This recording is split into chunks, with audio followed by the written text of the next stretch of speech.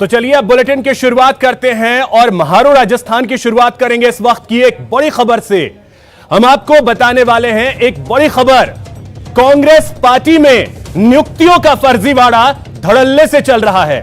Party में जिला और ब्लॉक स्तर पर फर्जी नियुक्तियों का दौर जारी है। पार्टी को इस बारे में कई जगह से शिकायतें भी मिल रही हैं, लेकिन ये नियुक्तियां रुकने का नाम नहीं ले रही हैं।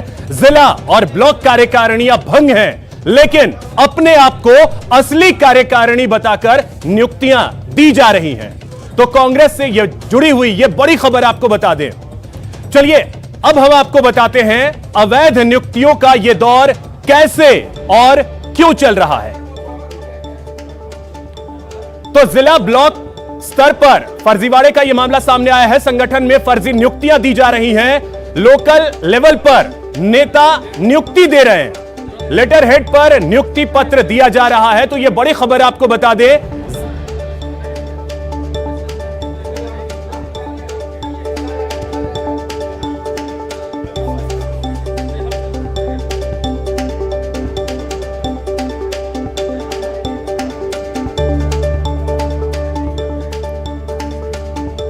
तो जिला ब्लॉक स्तर पर नियुक्ति में फर्जीवाड़ा ये सामने आया है और इसकी शिकायतें पार्टी को मिली हैं। दरअसल प्रदेश में सियासी संकट के बाद कांग्रेस ने प्रदेश में अपनी सभी जिला और ब्लॉक कार्यकारिणियों को भंग कर दिया था, लेकिन इन संगठनों के ऊंचे पदों पर बैठे नेता अभी भी अपने आप को प्रमुख मान रहे हैं और इलाके में अपनी चलती दिखाने के लिए फर्जी नियुक्ति दे रहे हैं और लोगों को बेवकूफ बनाया जा रहा है। यहां हम आपको बता दें कि पार्टी में नियुक्तियों को लेकर प्रक्रिया निर्धारित है। यदि जिला स्तर पर भी नियुक्तियां की जाती हैं तो प्रदेश स्तर से उसका अनुमोदन करवाना होता है, लेकिन अभी कई जिला और ब्लॉक्स में निवर्तमान पदाधिकारी अपने लेटर हेड पर ही नियुक्तियां जारी कर रहे हैं, जो अवैध है और संगठन उन्हें मान्यता नहीं देता है।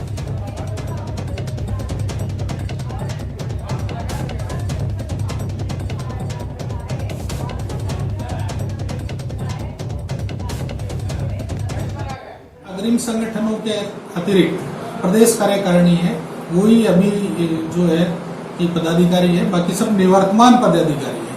तो मैं समझता हूं कि बहुत ही जल्द, शायद उपचुनाव के तुरंत बाद में जिलाध्यक्षों की नियुक्तियां हो जाएगी और फिर जो है पूरी कार्यकारिणियां डीसीसी की बनेगी और ब्लॉक अध्यक्ष और ब्लॉक की कार्यकारिणियां का गठन भी जल्दी कर लिया जाएगा। वहीं पार्टी के प्रदेश पदाधिकारियों का कहना है कि निवर्तमान कार्यकारिणी से पार्टी द्वारा वर्तमान में काम तो लिया जा रहा है, लेकिन पार्टी के मूल संगठन और अग्रिम संगठनों के अलावा अभी कोई भी नियुक्तियां वैध नहीं है।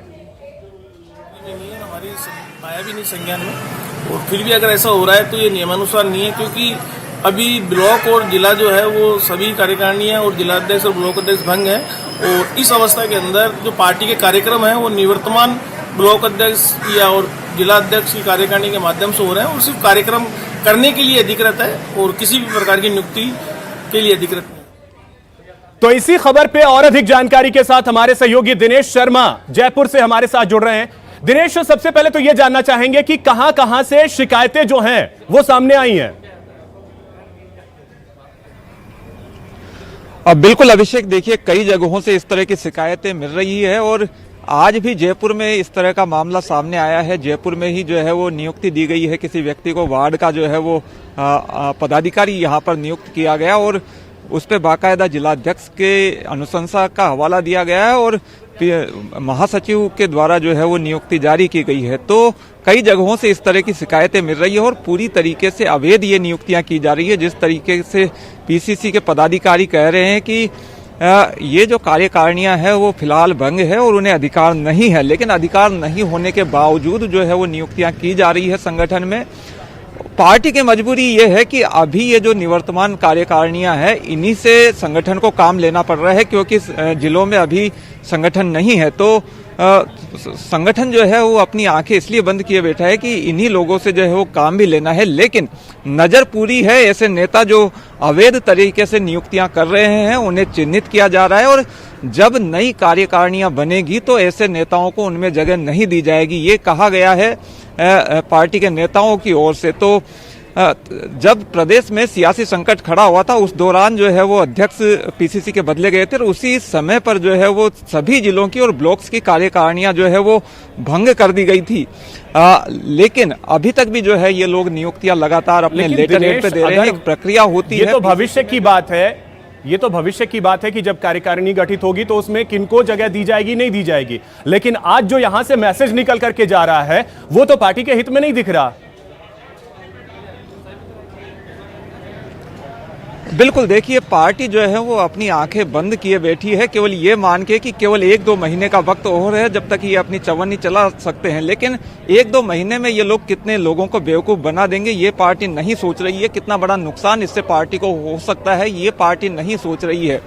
कई ये लोग जो ये नेता लोग हैं, हो सकता है कि अपनी जेबें भी गर्म इस बहाने से कर रहे हों, कई लोगों को जो है बेवकूफ बनाया जा रहा है, तो ये चीजें जो है वो पार्टी को नुकसान कर सकती है। लेकिन पार्टी की आंखें अभी फिलहाल इस ओर से बंद है। कहा यही जा रहा है कि जब नई नियुक्तियां होंगी तो ऐसे नेताओं को जो है उनमें जगह नहीं दी जाएगी। लेकिन फिलहाल जो ये अवैध नियुक्तियां चल रही है इसे लेकर पार्टी कोई शिकंजा कसने की तैयारी में नहीं दिख रही है। जहां तक नियुक्तियों की बात है, अगर जिला स्तर पर भी नियुक्तियां होती है तो उसकी एक प्रक्रिया होती है पीसीसी में जो निर्धारित की गई है कि उसके लिए बाकायदा प्रदेश स्तर से जो है वो अनुमोदन करवाया जाता है। पीसीसी के जो संगठन महामंत्री होते हैं या पीसीसी सचिव मुख्यालय होते हैं उनके द्वारा अनुमोदन किया जाता है और उसके बाद जो है वो नियुक्तियां होती है। लेकिन यहाँ पर नेता केवल अपने लेटर हेड पर जो है वो नियुक्तियां देकर लोगों को बेवकूफ बना रहे हैं और कई जगहों से इस तरह के मामले सामने आ रहे हैं। तो आप समझ सकते हैं कि कितने बड़े स्तर पर जो है वो लोगों को बेवकूफ यहाँ पर बनाया जा रहा होगा। तो अपनी चवन्नी तो चलाने के लिए अपनी एक और चीज दिनेश, जो है वो दिनेश एक और चीज, आपकी बात किसी सीनियर नेता से हुई है, उनका क्या मानना है इस मुद्दे को लेकर के, क्योंकि ये नुकसान तो अल्टीमेटली पार्टी को ही पहुंचाएगा। सीनियर नेता क्या कह रहे हैं? देखिए पार्टी में इस तरह की शिकायतें लगातार मिल रही है, कई जगहों से मिली है। लेकिन आज हमारी बात हुई पीसीसी मुख्यालय से भी, लेकिन उनके द्वारा ये कहा गया कि इस तरह के मामले उनके संज्ञान में नहीं है। लेकिन साथ ही उन्होंने ये भी कहा कि अगर इस तरह की नियुक्तियां होती है तो वो पूरी तरीके से अवैध है, क्योंकि अभी जो निवर्तमान कार्यकारिणियां हैं उन्हें अधिकार नहीं है इस तरह की नियुक्तियां करने का। अभी केवल जो है मूल संगठन वो नियुक्तियां कर सकता है। इसके साथ ही जो अग्रिम संगठन है जैसे महिला कांग्रेस है, युवक कांग्रेस है, एनएसयूआई है, इन्हें अधिकार है अपने संगठन में नियुक्ति करने का, क्योंकि वहां पर अभी अध्यक्ष हैं। लेकिन जिलों की और ब्लॉक्स की कार्यकारिणियां पूरी तरीके से अभी भंग है। दिनेश, तो ये अहम है कि पार्टी शायद इस ओर ध्यान नहीं दे रही है कि इससे कितना बड़ा नुकसान हो सकता है। अभी फिलहाल ये कह रही है कि भविष्य में देखा जाएगा। फिलहाल बहुत शुक्रिया आपका तमाम जानकारी के लिए। चलिए दिनेश, बहुत शुक्रिया आपका तमाम जानकारी के लिए। तो कांग्रेस में तो इस वक्त अर्चना शर्मा जी कांग्रेस नेता हैं, हमारे साथ जुड़ गई। अर्चना जी, बहुत स्वागत है आपका न्यूज 18 राजस्थान पर। जी धन्यवाद। अर्चना जी, जिला और ब्लॉक स्तर पे कार्यकारिणी भंग है, उसके बाद भी नियुक्तियां दी जा रही हैं, शिकायतें पार्टी के सामने आ रही है, पार्टी चुप है, क्यों? देखिए, मेरी तो जानकारी में ऐसा कोई प्रकरण आया नहीं है और क्योंकि विधिवत रूप से कार्यकारिणियां भंग हो गई थी और जो मुख्य कार्यकारिणी है उसका गठन तो हो ही चुका है प्रदेश कांग्रेस की, अन्य स्तर कार्यकारिणियां भी बनी नहीं, तो ऐसे में कोई नियुक्तियां देता है तो मैं नहीं समझती उसकी कोई वैलिडिटी है और मेरी जानकारी में नहीं कि कहीं ऐसा कुछ किया जा रहा है। नहीं तो अर्चना जी, ये तो शिकायतें मिल रही हैं। अभी हमारे सहयोगी दिनेश थे, उन्होंने साफ तौर पे बताया जयपुर में भी इस तरीके से नियुक्तियां दी जा रही है और पार्टी मुख्यालय तक ये शिकायतें पहुंच रही हैं। देखिए, मेरी जानकारी में बिल्कुल नहीं है, लेकिन मैं समझती हूँ कि ऐसा करना उचित नहीं है। यदि कोई दे रहा है तो गलत है, क्योंकि जब कार्यकारिणी भंग हो चुकी है जिला और ब्लॉक स्तर की तो किसी को कोई अधिकार नहीं कि नई नियुक्तियां दे। लेटर हेड जो है उसी का इस्तेमाल किया जा रहा है, उसी पे नियुक्तियां दी जा रही हैं, तो पार्टी इसको आंखें मूंदे बैठे देख रही है। नहीं, देखिए, जब कार्यकारिणी भंग हो जाती है तो पार्टी के अंदर तो कोई इस तरह का अधिकृत किया नहीं किसी को अपॉइंटमेंट देने के लिए। अब कोई अपने स्तर पर कर रहा है तो गलत है, और जो ले रहा है अपॉइंटमेंट उसको भी समझना चाहिए कि जब कोई है ही नहीं कार्यकारिणी तो किस कार्यकारिणी के अधीन या किस अध्यक्ष के अधीन वो किस प्रकार से अपनी पोजीशन को ले रहे हैं। तो ये भी एक विचारणीय मुद्दा है। तो मैं समझती हूँ कि ऐसा कोई काम नहीं किया जा रहा पार्टी स्तर पर, और यदि हो रहा होगा तो आपने बताया कि मुख्यालय पर इस तरह की शिकायत है तो निश्चित रूप से कार्रवाई भी होगी। चलिए, बहुत शुक्रिया अर्चना जी हमारे साथ जुड़ने के लिए, बहुत शुक्रिया आपका।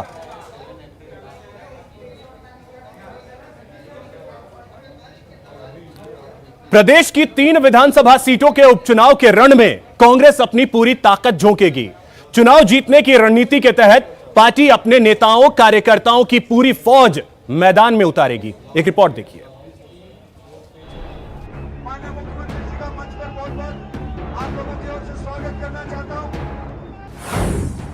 उपचुनाव के लिए रणबांकुरे तैयार, हर सीट पर 100 प्रचारक, फतेह के लिए फुल फॉर्मूला, हर सीट पर हाथ की रणनीति, सुपर 30-100 की फौज, कांग्रेस की मजबूत किलेबंदी।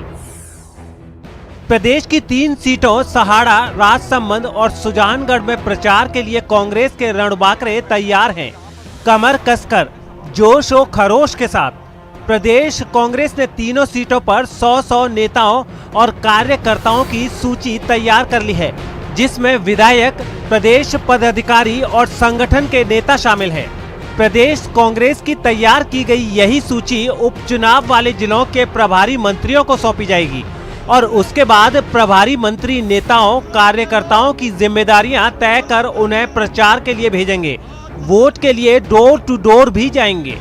तीनों उपचुनाव में जिन नेताओं की काम करने की वहां उपयोगिता हो सकती है, वो भी करीब 100 से भी ज्यादा नाम हर एक विधानसभा क्षेत्र से आए हैं। दरअसल हाल ही में प्रदेश प्रभारी अजय माकन ने पार्टी नेता और कार्यकर्ताओं से प्रचार के लिए उनकी इच्छा के मुताबिक विधानसभा क्षेत्र चुनने के लिए कहा था, जिसके बाद नेता और कार्यकर्ताओं ने अपनी इच्छा के मुताबिक अपना नाम और विधानसभा क्षेत्र लिखकर मुख्यालय को सौंप दिया, जिसके आधार पर सूची तैयार कर ली गई। गौरतलब है कि पार्टी ने बुधवार रात 30 स्टार प्रचारकों की सूची भी जारी कर दी है, जिसमें मुख्यमंत्री अशोक गहलोत, प्रदेश प्रभारी अजय माकन, पीसीसी चीफ गोविंद सिंह डोटासरा और पूर्व डिप्टी सीएम सचिन पायलट समेत कई नामवरों के नाम शामिल हैं। प्रदेश अध्यक्ष गोविंद सिंह डोटासरा की असम यात्रा के बाद इन नामों का ऐलान कर दिया जाएगा। यानी उपचुनाव फतेह के लिए कांग्रेस का फुल फॉर्मूला तैयार है, लेकिन फॉर्मूले से कितना फायदा होगा इसके लिए 2 मई का इंतजार करना होगा। न्यूज 18 राजस्थान के लिए जयपुर से दिनेश शर्मा की रिपोर्ट। राजस्थान की 3 विधानसभा सीटों पर होने वाले उपचुनाव में इस बार फर्जी मतदान की आशंका कम रहेगी, तो मतदान प्रतिशत आने में भी देरी नहीं होगी। निर्वाचन आयोग इसके लिए खास ऐप का इस्तेमाल करने जा रहा है। देखिए रिपोर्ट।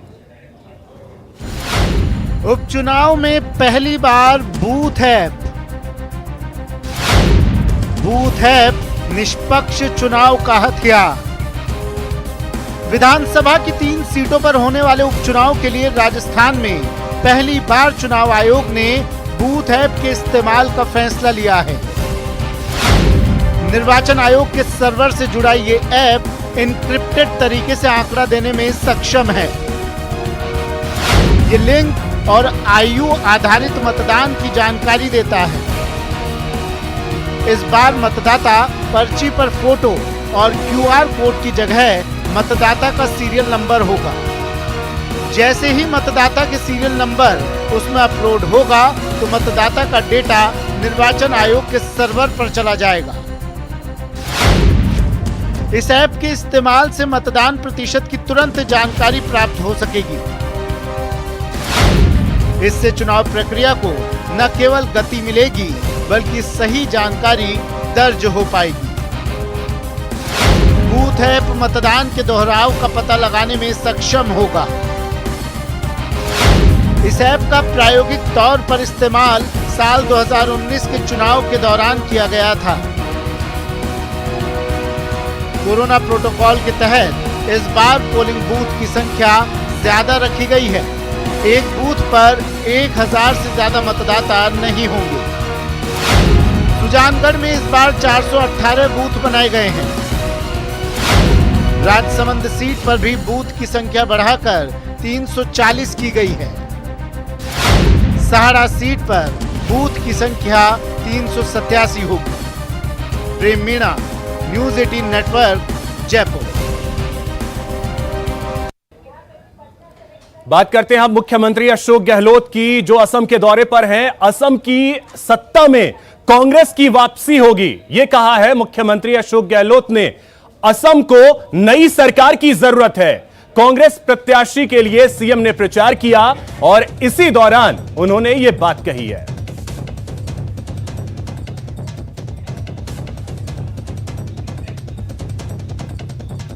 राजनीति में कई बार उतार चढ़ाव आ जाते हैं और जिस प्रकार से हमारे अपने लोग थे मंत्री, वो अलग हो गए, जनता समझ नहीं पाई और सरकार हमारी नहीं बनी पिछली बार। इस बार विश्वास है कि वापस जनता का विश्वास कांग्रेस साथ जुड़ेगा। मैं जानती, शासन करना जानती, सेवा करना जानती है, सबको साथ लेकर चलना जानती है। प्रदेश के हर जिले में स्थानीय आवश्यकता के कामों को पूरा करने के लिए अब अलग से फंड होगा। मुख्यमंत्री अशोक गहलोत ने मुख्यमंत्री जिला नवाचार निधि योजना को मंजूरी दे दी है। इस योजना के तहत जिले की स्थानीय आवश्यकताओं के अनुरूप काम करवाए जा सकेंगे। राज्य वित्त पोषित इस योजना के तहत प्रत्येक जिले को हर साल 1-1 करोड़ रुपए आवंटित किए जाएंगे। योजना के तहत करवाए जाने वाले कार्यों की स्वीकृति जिला कलेक्टर की ओर से जारी की जाएगी। जिला कलेक्टर की ओर से जिले की स्थानीय आवश्यकता और जन आकांक्षाओं के अनुरूप जो कार्य उचित समझे जाएंगे, वे इस राशि के जरिए करवाए जा सकेंगे। मुख्यमंत्री अशोक गहलोत ने इस बार राज्य बजट में इस महत्वपूर्ण योजना की घोषणा की थी। सीएम गहलोत ने बजट में इसकी घोषणा की थी।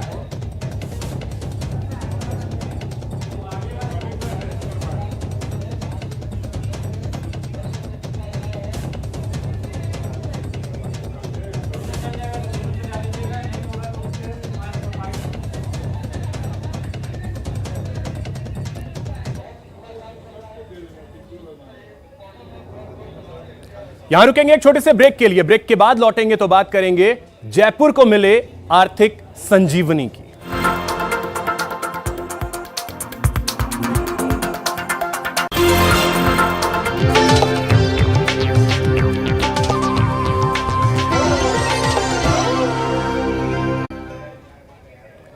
ब्रेक के बाद आपका स्वागत है। चलिए अब रुख करते हैं अगली खबर की ओर और बात करते हैं शहर की सरकार की। जी हां, राजधानी जयपुर में नगर निगम को हुडको का सहारा मिला है। हुडको ने ग्रेटर नगर निगम का 365 करोड़ का लोन तो हेरिटेज के लिए 200 करोड़ का लोन पास कर दिया है। लोन पास होने के बाद अब उम्मीद है कि विकास के कामों में रफ्तार आएगी। शहरी सरकार को आर्थिक संजीवनी, ग्रेटर और हेरिटेज के लोन पास, नगर निगम को हुडको का सहारा।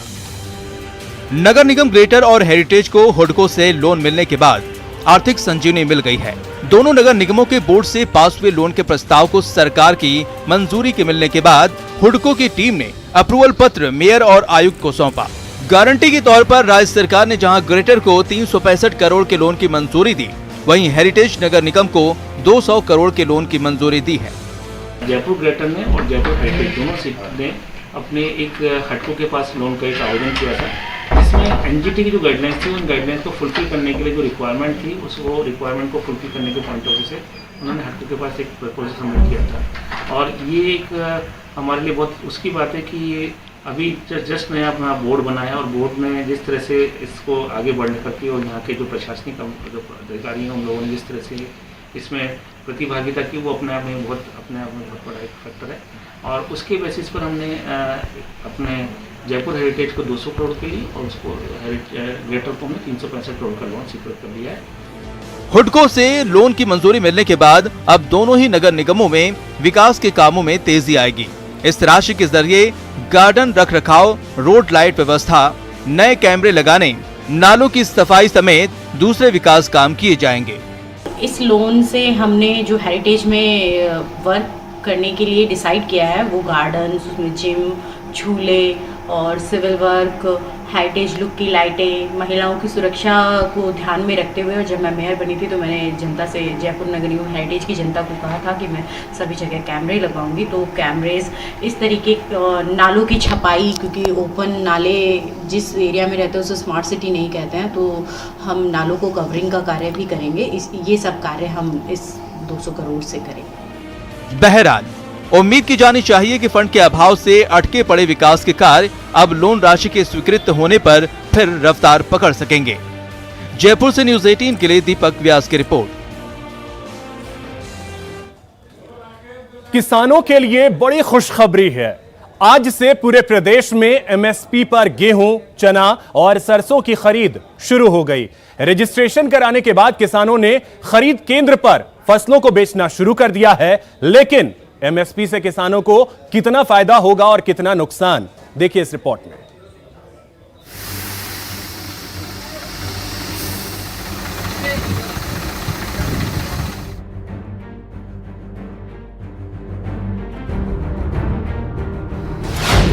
एमएसपी पर फसलों की खरीद शुरू।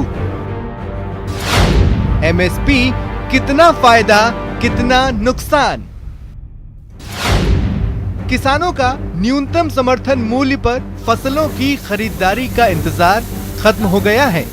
एफसीआई और राजफेड की ओर से एमएसपी पर चना, गेहूं और सरसों की खरीद शुरू हो गई है। एमएसपी पर अपनी फसलों को बेचने के लिए किसानों को ई मित्र या संबंधित खरीद केंद्र पर रजिस्ट्रेशन करवाना जरूरी है। आइए सबसे पहले आपको बताते हैं फसलों का न्यूनतम समर्थन मूल्य और बाजार भाव में कितना अंतर है। चने का न्यूनतम समर्थन मूल्य 5,100 रुपए प्रति क्विंटल है, जबकि बाजार भाव 4,500 से 4,600 रुपए प्रति क्विंटल है। गेहूं का न्यूनतम समर्थन मूल्य 1,975 रुपए प्रति क्विंटल है, जबकि बाजार भाव 1,600 से 1,700 रुपए प्रति क्विंटल है। और सरसों का न्यूनतम समर्थन मूल्य 4,650 है, लेकिन बाजार भाव 5,200 से 5,500 रुपए प्रति क्विंटल है। इस तरह किसानों को न्यूनतम समर्थन मूल्य पर गेहूं और चने की खरीद से तो फायदा हो रहा है, लेकिन सरसों के न्यूनतम समर्थन मूल्य पर किसानों को नुकसान हो रहा है। सबसे पहले बात दौसा की करें तो यहाँ न्यूनतम समर्थन मूल्य पर किसानों से चना, गेहूं और सरसों की खरीद शुरू हो गई है। यहाँ 14 खरीद केंद्र बनाए गए हैं, जिसमें से 6 खरीद केंद्रों पर सिर्फ गेहूं खरीदा जा रहा है, जबकि 8 पर चना और सरसों की खरीदारी की जा रही है। सहकारी समिति के प्रतिनिधि हैं, सेल्समैन हैं, इनसे बात करते हैं। सर, किस तरह की प्रक्रिया है और आज कितने किसानों को बुलाया गया है? सर, आज 10 किसानों को रजिस्ट्रेशन हुआ है, जिनमें से एक किसान माल लेके आया है। बाकी किसान 10 दिन में कभी भी अपना माल लेके आ सकते हैं। किस तरह की प्रक्रिया है? जैसे सेल्स ये लेके आ रहे हैं, सैंपल लेके आ रहे हैं, सैंपल दिखाना चाहो तो दिखा दो, नहीं माल भी लेके आ सकते हैं सर, उस टाइम भी हम देख लेते हैं। ऐसी कोई जरूरी नहीं है पहले सैंपल ही दिखाए। तो किसान डायरेक्ट यहाँ पर आए या फिर कोई रजिस्ट्रेशन कराए? क्या रजिस्ट्रेशन ई मित्र पर रजिस्ट्रेशन होता है, फिर उसमें हमारे पास सूची आ जाती है और मोबाइल पे मैसेज आ जाता है उनके पास। मोबाइल मैसेज आने के बाद में अपना माल ला सकते हैं किसान। ये दौसा का खरीद केंद्र है। इसके अलावा जिले की बात करें तो 14 खरीद केंद्र बनाए गए हैं, जहां पर सरसों, चना और गेहूं की खरीद हो रही है। ऐसे में आज से किसानों को वाजिब जो भाव है वो मिलना शुरू हो गया है, क्योंकि चने का भाव 5100 रुपये रखा गया है। जो बाजार में की बात करें तो वहाँ 4500 से 4600 रुपये भाव है। ऐसे में समर्थन मूल्य पर यदि कोई किसान लेकर आता है चना, तो निश्चित उसको 500 से 600 रुपये प्रति क्विंटल के हिसाब से फायदा होगा। उधर कोटा में भी एमएसपी पर फसलों की खरीद शुरू हो गई। भामाशाह अनाज मंडी में एफसीआई के खरीद केंद्र पर किसानों ने अपनी फसलों को बेचना शुरू कर दिया है। पहले दिन केंद्र पर 72 किसानों का रजिस्ट्रेशन किया गया, जिसके बाद एक किसान को 2 टोकन दिए गए, जिसमें एफसीआई के नियम के मुताबिक एक दिन में 2 टोकन से किसान 240 क्विंटल से ज्यादा अनाज नहीं बेच सकता।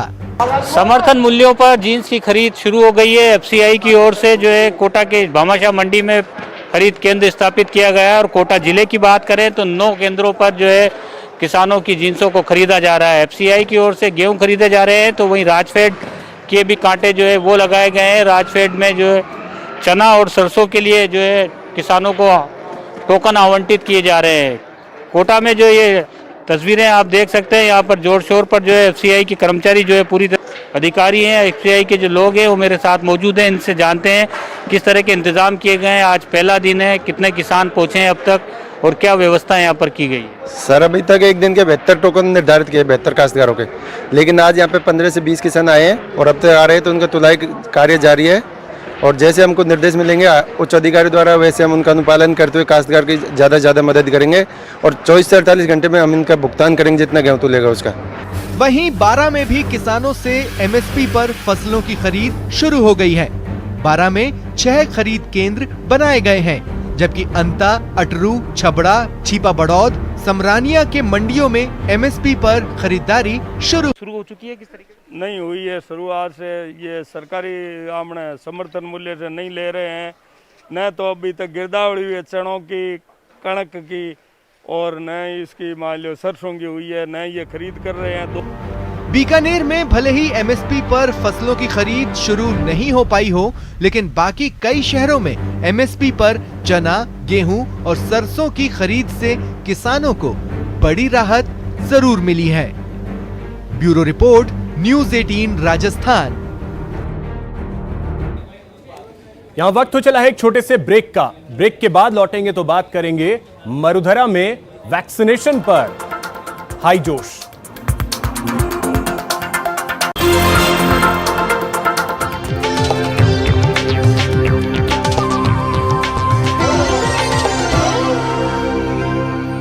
This